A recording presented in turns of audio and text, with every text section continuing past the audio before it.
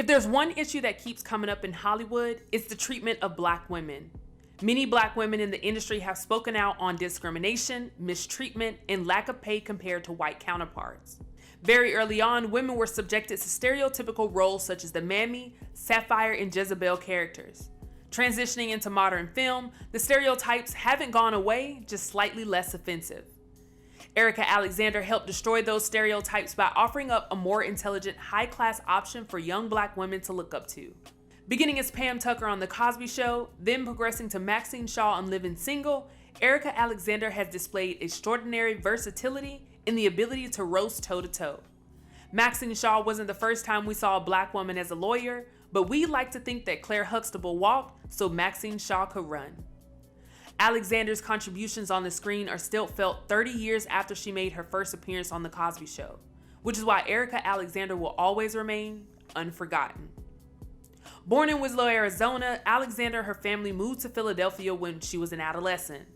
After graduating from the Philadelphia High School for Girls, she went on to study acting at the Freedom Theater.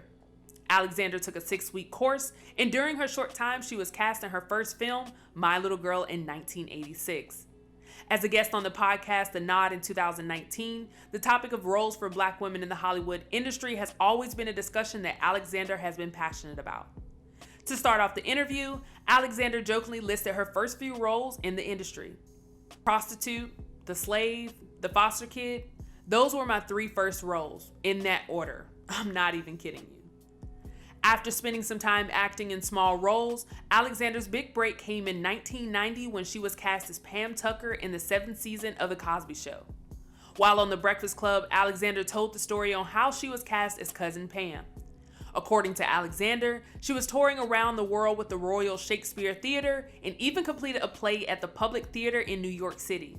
Camille Cosby was in the audience one night and recommended her to Bill. Oddly enough, Alexander revealed that at that point in her career, she had already auditioned for The Cosby Show multiple times. With her first major role, Alexander told the story of one of her first meetings with Cosby. He sat us down and told us what our duty was to the race. To not embarrass ourselves. To not play the fool or the coon. None of that. We were like, got it. Now in my mind, I've never done that, but he was just saying, don't let this comedy fall into that. Alexander admitted this pressure made it hard to be funny, and it's one of the reasons why she didn't think she did well on the show. She was brought in as Cousin Pam to shake things up, and the first thing she was told by Dr. Cosby was not to step over the track. Alexander said she thought she was brought onto the program to step over the tracks, albeit with integrity. Alexander portrayed Pam Tucker for The Cosby Show's final 2 seasons between 1990 and 1992. After the series ended, Alexander was cast in an ABC drama, Going to Extremes. The series had Alexander in the main role, but unfortunately, the show was canceled during its first season and only aired 17 episodes. Luckily for Alexander, she wouldn't spend much time unemployed, because that same year she was cast in arguably her biggest role to date, Maxine Shaw on Living Single. Living Single followed the lives of 6 friends living in a Brooklyn brownstone apartment, navigating life in their mid to late 20s and early 30s. Maxine was the only friend who didn't live with the rest of her friends in the apartment, although a casual viewer wouldn't be able to tell the difference, as Maxine was a frequent visitor, inviting herself over whenever she felt like it. While on The Breakfast Club, Alexander also revealed that Maxine Shaw wasn't supposed to be a part of the main cast. She was originally intended to be a recurring character. However, after the pilot episode, the producers loved the ensemble aspect of the show, and thankfully, they decided to make Maxine a main character.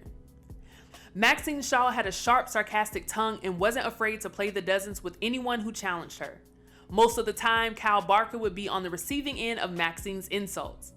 In 1996, Alexander took home the NAACP Image Award for Outstanding Lead Actress in a Comedy Series, beating out her 3 other co-stars for the award. This was the only time all 4 women from the cast were nominated in the same year. Living Single aired between 1993 and 1998 and aired over 100 episodes. In the same podcast interview, Alexander was asked about the resurgence of Black television shows and films that took place during the 90s.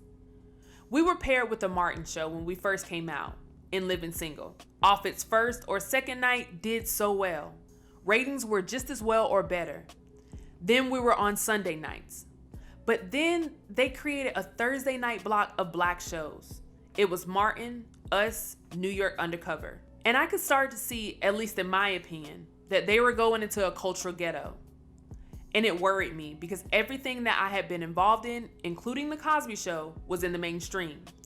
It just so happened to have black cast. Suddenly, we were black shows. Martin ended its run in 1997, while Living Single ended the following year, and New York Undercover the year after that. The Fox network had used television shows with largely black talent as a building block for its station and had begun to develop shows that didn't include black talent. Alexander's next project was Mama Flora's Family, which was the last installment of the Roots anthology. The miniseries followed young Flora, played by Alexander, who is a slave to a black man, played by Shamor Moore. After the audition, Alexander found out that she was getting paid less than most of the cast, despite playing the title role. Alexander felt that her pay should have reflected her resume, coming from a hit show like Living Single and spending time on The Cosby Show. Alexander initially passed on the role, which led to a call from one of the producers who berated her for passing on the part. "You'll never work in this town again. You'll never do this and that. How dare you?" I had never received a call like that in my life. It rattled me. I remember shaking visibly when I got off the phone and not knowing what to do, because it was like a bully move, but also I didn't understand how saying no to something could suddenly make you a target and want to ruin your career. Eventually, the studio increased its offer and Alexander went on to do the role. While on set, she said she suffered from a mental breakdown. Her body went completely numb and she couldn't feel anything. After a few takes, she went to the makeup area and was even consoled by Cicely Tyson. Alexander was able to complete the production, but stated this was an event that started a fear of being on set. This fear lasted nearly 15 years. Shortly after this period, Alexander was told that the person that was representing her went on to a different agency. According to Alexander, the agency said that they couldn't find anyone to get excited about her. That's a really low moment. That's sort of like being put out to pasture.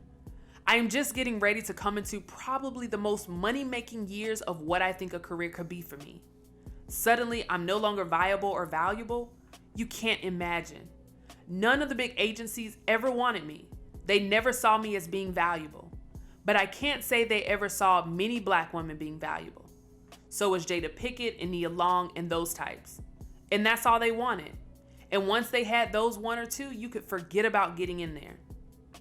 After being dropped, Alexander wasn't seen much in mainstream media. What followed next were a string of recurring and guest spot roles in mostly drama shows. She had a recurring role in Judging Amy in 2001. She also appeared in 20 episodes of the Showtime drama Street Time in 2002 and 2003. This, in addition to single episodes guest spots on Law & Order, Half and Half, ER, and CSI, is what Alexander was reduced to. She spoke about her experience during this time. It wasn't shortly after that where everything started being defunded. They weren't making much of anything with any person of color, and you couldn't even get a guest job. You're only living on residuals whenever they come in, however they come in. I went bankrupt. I went bankrupt not buying cars and stuff, just trying to pay off the mortgage and that type of thing. I had to give up my mother's house, sell that off, and declare bankruptcy. You see how it's so interesting that a person of means and had options very quickly slips through the cracks. Then suddenly you're facing eviction notices yourself and you don't know what to do or turn to. Alexander said that writing and being creative on her own helped her get through this tough period. She even collaborated with her husband at the time, Tony Pere. Tony was a screenwriter who had trouble selling his own work. The two came up with a series called Concrete Park, where it involved black people in the genre of science fiction. While pitching the show to a network, an executive stopped them in the middle of the meeting and said, "Let me stop you right there. Black people don't like science fiction because they don't see themselves in the future." The executive then told the story of a focus group testing he had, which involved a movie he made. A black man was in the focus testing and asked, "I just want to know, how'd that get to Mars?" The executive took that one statement and made the assumption that black people don't see themselves in the future. Tony counteracted that argument and said, "Let me tell you something about black people. The past is painful. The present carries. The future is free. We always see ourselves in the future. We're the aliens that came from across the ocean to rock your world and make your planets twirl." The executive then became very defensive and dismissive, which led to the end of that meeting. Tony knew that this project was special and wasn't going to let studio executives get in the way of their dream. This is where the idea for Concrete Park turned away from being a television series and instead became a graphic novel. In an interview, Alexander was asked why it was so important to get the project made. She simply responded, "Because F him, that's why. I'm not going up in nobody's place now at this point, to be told by somebody the limitations of their imagination. We've seen what their imagination has seen us as monkeys, to be thrown in slavery, to be marginalized and suppressed, to be outside of representation, to be dismissed after you make the money. And now you're telling us we can't see the future? No, you can't see the future." Because she had experienced bankruptcy, Alexander knew she had no other choice but to see the future, and she had to find another way to tell her story. The two sent the project to a man named Mike Richardson, who immediately told them that he would like to publish it. Concrete Park, the graphic novel, has gone on to be named one of the best American comics and was a winner of the Life Award for Best Collection. Alexander continued participating in guest roles throughout the 2010s.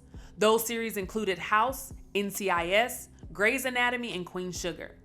She was featured as a recurring character in the sitcom Last Man Standing, while having recurring roles in series like Bosch, Beyond, Insecure, and Black Lightning. In 2017, she made a surprise appearance in Get Out. She followed that up in a miniseries Wu-Tang: An American Saga, portraying Linda Diggs.